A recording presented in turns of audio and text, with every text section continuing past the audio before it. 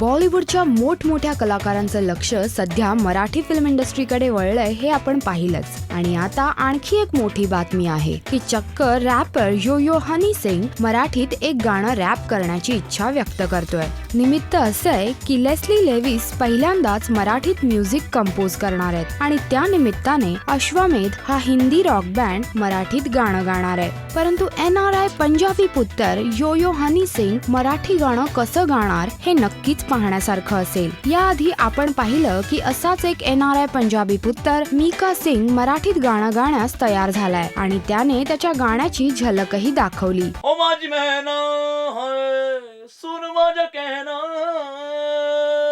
हनी सिंगचा career graph तसा controversial असला तरी बॉलिवूडमध्ये त्याचा चाहता वर्ग फार मोठा आहे। आता पाहायचंय जर तो मराठीत आला तर कोणता गड सर करेल।